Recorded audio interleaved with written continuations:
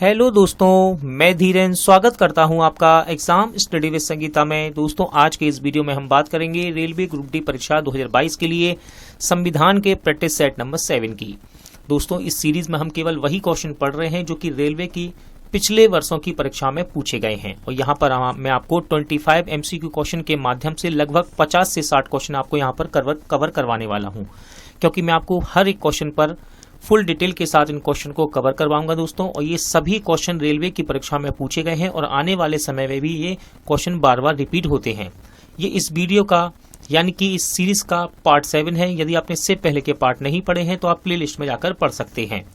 दोस्तों, आज हम प्रश्न संख्या 151 से लेकर 175 तक के प्रश्नों को सॉल्व करेंगे, तो आप ध्यान से पूरा वीडियो एंड तक जरूर देखिए। और ये वीडियो यदि आपको अच्छा लगे, हेल्पफुल लगे, तो प्लीज वीडियो को लाइक और शेयर जरूर कीजिएगा। और यदि अब तक आपने हमारे चैनल को सब्सक्राइब नहीं किया है तो प्लीज चैनल को सब्सक्राइब जरूर कीजिएगा, जिससे कि आपको मेरे आने वाले नए वीडियो का नोटिफिकेशन टाइम पर मिलता रहे। तो चलिए अब हम अपनी क्लास शुरू करते हैं। धनराशि व्यय की जा सकती है। ठीक है दोस्तों, भारत की संचित निधि से धनराशि व्यय की जा सकती है, तो उसका सही आंसर है ऑप्शन बी, यानी कि संसद की मंजूरी से। ठीक है, तो देखिए भारतीय संविधान का किस अनुच्छेद में है संसद निधि, इसके बारे में जानते हैं और ये क्या करता है काम। देखिए, भारतीय संविधान के अनुच्छेद 266 के तहत स्थापित संचित निधि ऐसी निधि है जिसमें राज्यों को कर एवं शुल्क में से उनका अंश देने के बाद जो धन शेष बचता है उसे जमा किया जाता है। यह भारत की सबसे बड़ी निधि है जो संसद के अधीन रखी गई है। इससे धन विधेयक की मंजूरी के बिना नहीं निकाला जा सकता। ठीक है, आगे देखते हैं। भारत की समेकित निधि वह निधि है जिसमें, ठीक है, कह रहा है भारत की समेकित निधि वह निधि है जिसमें भारत सरकार द्वारा या उसकी ओर से प्राप्त सभी धन जमा किए जाते हैं, यानी कि ऑप्शन बी राइट आंसर रहेगा। ठीक है, भारत की समेकित निधि वह निधि है जिसमें भारत सरकार द्वारा या उसकी ओर से प्राप्त सभी धन जमा किए जाते हैं। देखिए, सरकार को प्राप्त सभी राजस्व बाजार से लिए गए ऋण और स्वीकृति ऋणों पर ब्याज संचित निधि में जमा होते हैं। संचित निधि भारतीय संविधान के अनुच्छेद 266 के तहत स्थापित की गई। ध्यान रखिएगा, अनुच्छेद इंपॉर्टेंट है। 266 के तहत संचित निधि स्थापित की गई। यह ऐसी निधि है जिसमें समस्त एकत्र कर राजस्व जमा लिए गए ऋण जमा किए जाते हैं। यह भारत की सबसे बड़ी निधि है जो संसद के अधीन रखी गई है। कोई भी धन इसमें बिना संसद के पूर्व स्वीकृति से निकाला नहीं जा सकता, जमा या भारित नहीं किया जा सकता। अनुच्छेद 266 प्रत्येक राज्य की समेकित निधि का वर्णन भी करता है। भगोड़ा आर्थिक अपराधी विधेयक 2017 किस मंत्रालय द्वारा पेश किया गया था? राइट आंसर है वित्त मंत्रालय। ठीक है दोस्तों, भगोड़ा आर्थिक अपराधी विधेयक 2017 वित्त मंत्रालय के द्वारा पेश किया गया था। देखिए, भगोड़ा आर्थिक अपराधी विधेयक 2017 भारत में केंद्र सरकार के वित्त मंत्रालय द्वारा पेश किया गया था। जुलाई 2018 में इस विधेयक को संसद द्वारा पारित किया गया। इसके अनुसार भगोड़ा आर्थिक अपराधी ऐसे व्यक्ति हैं जिन्होंने अनुसूचित अपराध किया है जिसमें 100 करोड़ रुपए अथवा उससे अधिक की रकम सम्मिलित है, एवं वे भारत देश छोड़कर किसी अन्य देश में फरार हैं, एवं भारत में दंडात्मक अभियोजन से बचने या उसका सामना करने हेतु भारत आने से इनकार करते हैं। तो ये है दोस्तों आपका भगोड़ा आर्थिक अपराधी विधेयक 2017। सूचना का अधिकार यानी कि RTI अधिनियम किस वर्ष लागू हुआ? इंपॉर्टेंट क्वेश्चन है, 2005 पूछा भी जाता है एग्जाम में। सूचना का अधिकार RTI अधिनियम किस वर्ष में लागू किया गया? पूछा भी जाता है एग्जाम में। इसका मतलब है कि रेलवे के अलावा ये दोस्तों और भी एग्जाम में पूछा जाता है, जैसे कि SSC के एग्जाम, स्टेट लेवल के एग्जाम। सही आंसर है 2005। देखिए, सूचना का अधिकार अधिनियम भारत की संसद द्वारा पारित एक कानून है जो 12 अक्टूबर 2005 को लागू हुआ। यह कानून भारत के सभी नागरिकों को सरकारी फाइलों में दर्ज सूचना को देखने और उसे प्राप्त करने का अधिकार देता है। अगला क्वेश्चन है, सूचना का अधिकार किस वर्ष लागू हुआ था? तो अभी हमने इसको पढ़ा है अच्छे से। राइट आंसर है 2005 में। ठीक है, 2005 में सूचना का अधिकार लागू हुआ था। चलिए, राज्यसभा के क्वेश्चन आते हैं। यहाँ से अब देखते हैं राज्यसभा के पहले अध्यक्ष कौन थे। तो देखिए, सही आंसर है डॉक्टर एस राधाकृष्णन। ठीक है, राज्यसभा के पहले अध्यक्ष कौन थे दोस्तों? डॉक्टर एस राधाकृष्णन, यानी कि ऑप्शन सी सही रहेगा। चलिए, इसकी डिस्क्रिप्शन देखते हैं। अच्छे आपको यहाँ से फैक्ट याद करने को मिलेंगे। राज्यसभा भारतीय संसद का द्वितीय यानी कि उच्च सदन है। भारत का उपराष्ट्रपति राज्यसभा का पादन सभापति होता है। डॉक्टर सर्वपल्ली राधाकृष्णन भारत के प्रथम उपराष्ट्रपति तथा राज्यसभा के प्रथम अध्यक्ष थे। आगे बढ़ते हैं, राज्यसभा की सदस्यता पाने के लिए न्यूनतम आयु क्या होनी चाहिए? तो राइट आंसर है 30 वर्ष। ठीक है, राज्यसभा की सदस्यता पाने के लिए न्यूनतम आयु कितनी होनी चाहिए? 30 वर्ष। राज्यसभा भारतीय संसद का उच्च सदन है जिसके सदस्यों का कार्यकाल 6 वर्ष का होता है। यह एक स्थानीय सदन भी है। ठीक है, स्थायी सदन भी है।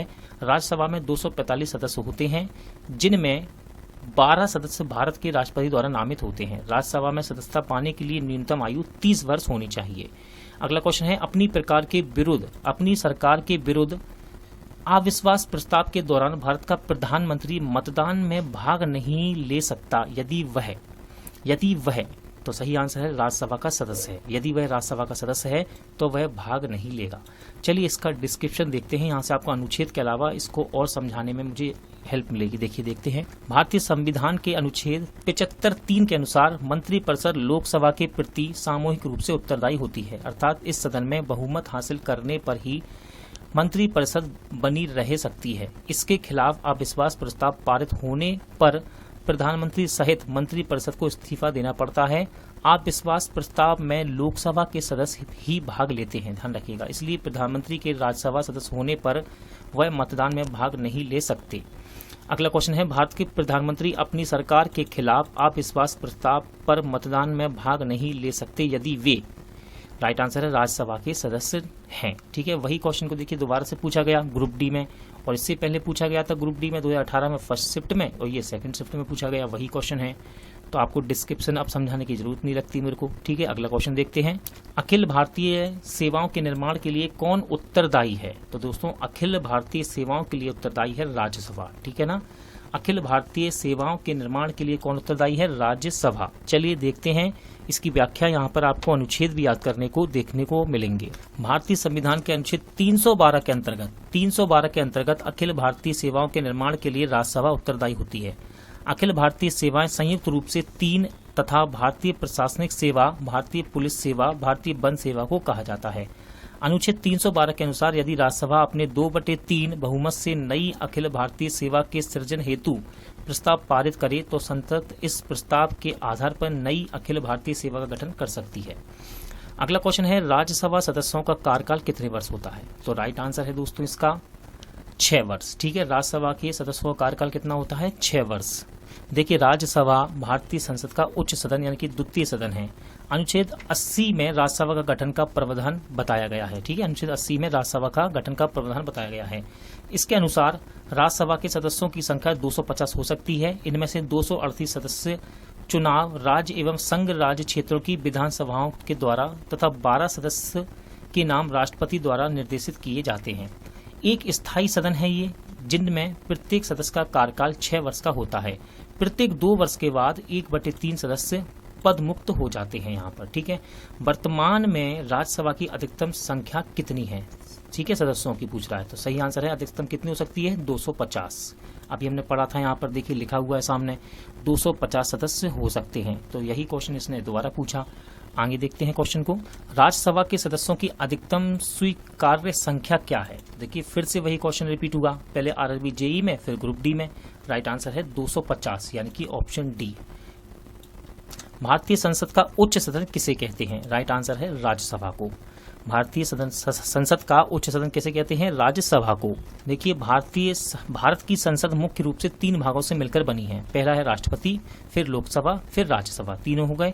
लोकसभा को निम्न सदन कहते हैं और राज्यसभा को उच्च सदन। लोकसभा में जो प्रतिनिधि चुनकर आते हैं वही आगे चलकर राज्यसभा का प्रतिनिधियों का चुनाव करते हैं।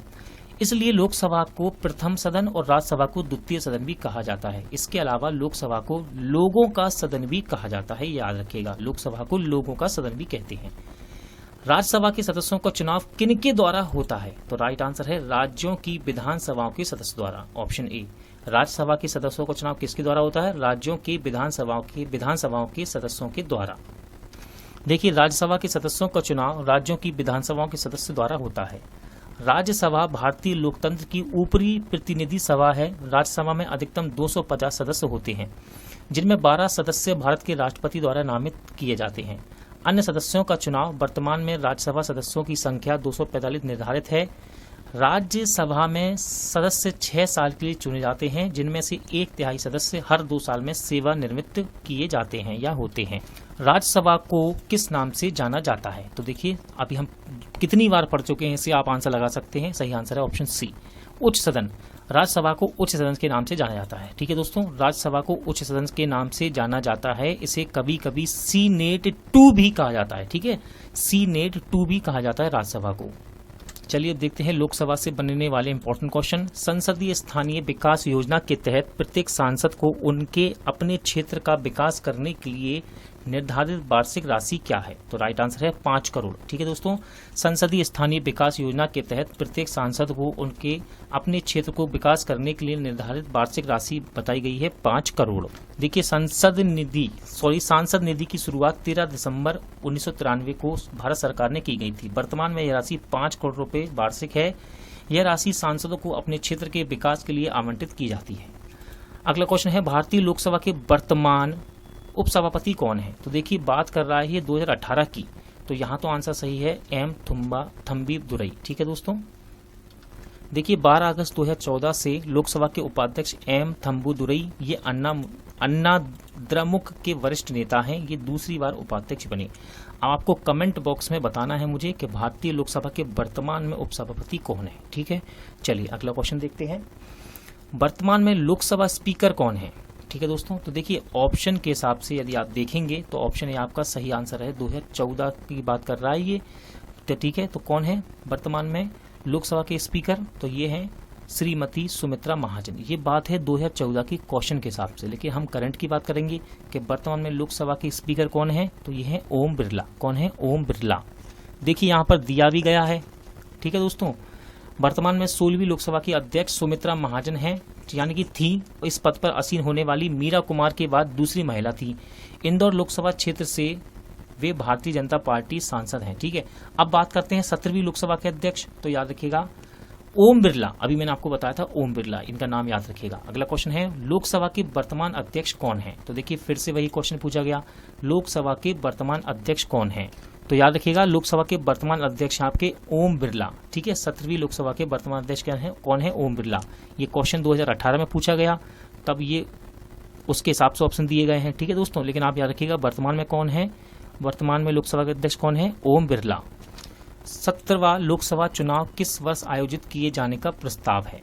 तो राइट आंसर है दोस्तों 2019, जो कि संपन्न हो गए। ठीक है, हो चुके हैं दोस्तों। अब तो हम आ गए हैं 2021 में।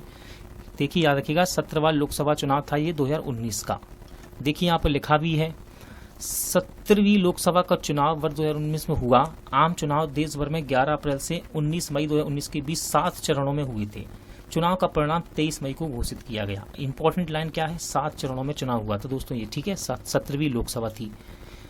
वर्तमान लोकसभा स्पीकर कौन है? ठीक है दोस्तों, पूछ रहा है वर्तमान लोकसभा स्पीकर कौन है? तो याद रखिएगा वर्तमान में लोकसभा स्पीकर यहाँ तो दिए नहीं है, क्योंकि ये क्वेश्चन हो गया पुराना अब। तो वर्तमान में लोकसभा स्पीकर है आपके ओम बिरला। और याद रखिएगा आने वाले समय में जब आप एग्जाम देने जाएंगे तब इस चीज का ध्यान रखिएगा। देखिए यहाँ पे लिखा हुआ है प्रश्नकाल के दौरान भारत की लोकसभा की अध्यक्ष सुमित्रा महाजन थी। वह इस पद पर आसीन होने वाली देश की दूसरी महिला थी, जबकि देश की पहली महिला लोकसभा अध्यक्ष थी मीरा कुमार। इनका नाम याद रखिएगा। लोकसभा के प्रथम अध्यक्ष जीवी मावलंकर थे, ये भी याद रखिएगा, इंपॉर्टेंट क्वेश्चन बनता है ये। लोकसभा का अध्यक्ष संसद के निम्न सदन यानी कि लोकसभा का सभापति होता है। वर्तमान में 17वीं लोकसभा के अध्यक्ष कौन है? ओम बिरला जी। अगला क्वेश्चन है 2017 के अनुसार, देखिए अब ये 2017 का पूछ रहा है तो हम 2017 का बताएंगे। 2017 के अनुसार लोकसभा का नेता कौन है? तो राइट आंसर है नरेंद्र मोदी। ठीक है ना, प्रधानमंत्री नरेंद्र मोदी ये कौन है? लोकसभा के नेता 2017 के अनुसार। देखिए लोकसभा भारतीय संसद का निम्न सदन है, जबकि उच्च सदन राज्यसभा है। लोकसभा का गठन प्रत्यक्ष रूप से सार्वभौमिक वयस्क मताधिकार प्रणाली द्वारा होता है। लोकसभा के सदन का नेता आमतौर पर प्रधानमंत्री होता है, जो कि भारत का प्रधानमंत्री होता है। पर अगर प्रधानमंत्री लोकसभा के सदस्य ना होकर राज्यसभा के सदस्य हों तो वे लोकसभा के नेता का चुनाव कर सकते हैं। प्रश्न के अनुसार लोकसभा के नेता माननीय नरेंद्र मोदी हैं। राज्यसभा में भी एक सदन का नेता होता है, वह मंत्री और राज्यसभा सदस्य होता है, जिसे प्रधानमंत्री द्वारा मनोनीत किया जाता है। यह सदनीय कार्य निष्पादन के लिए महत्वपूर्ण है। अगला क्वेश्चन है, मंत्रिपरिषद सामूहिक रूप से किसके प्रति उत्तरदायी है? बहुत ही ज्यादा मोस्ट इंपॉर्टेंट क्वेश्चन है, ये बार बार रिपीट भी होते हैं, यहाँ पर लिखा नहीं है इन्होंने, लेकिन याद रखिएगा इंपॉर्टेंट है। राइट आंसर है ऑप्शन ए, यानी कि लोकसभा। मंत्रिपरिषद सामूहिक रूप से लोकसभा के लिए उत्तरदायी होती है। अनुच्छेद 75(3) के अनुसार मंत्रिपरिषद लोकसभा के प्रति सामूहिक रूप से उत्तरदायी होती है। लोकसभा सदस्यों की अधिकतम संख्या 552 हो सकती है। वर्तमान में लोकसभा की सदस्यों की संख्या 545 है, जिसमें 530 सदस्य 29 राज्य व 13 सदस्य 7 केंद्र शासित प्रदेश से हैं, 2 सदस्य आंग्ला भारतीय हैं। लेकिन याद रखिएगा दोस्तों, वर्तमान में राज्यों की संख्या है 28 और केंद्र शासित प्रदेश हैं 8। ठीक है, दादर नागर हवेली और दमन द्वीप को एक कर दिया गया है और जम्मू कश्मीर और लद्दाख को अलग अलग कर दिया गया है, इसलिए 28 राज्य हैं और 8 केंद्र शासित प्रदेश हैं। अगला क्वेश्चन है, लोकसभा के सदस्य के रूप में योग्य होने के लिए आवश्यक न्यूनतम आयु क्या है? तो राइट आंसर है 25 वर्ष। ठीक है दोस्तों, 25 वर्ष आयु है न्यूनतम किसके लिए? लोकसभा का सदस्य बनने के लिए। संविधान के अनुच्छेद 84 में देखिए 84 में संसद के सदस्यों की योग्यता का उल्लेख है। इसके अनुसार लोकसभा का सदस्य बनने के लिए न्यूनतम उम्र 25 वर्ष अनिवार्य है। लोकसभा के लिए दोस्तों आज का प्रैक्टिस सेट यहीं एंड होता है। उम्मीद करता हूं आपको सभी क्वेश्चन अच्छे लगे होंगे, समझ आए होंगे। पूरा वीडियो देखने के लिए धन्यवाद। जल्द मिलते हैं नेक्स्ट वीडियो के साथ।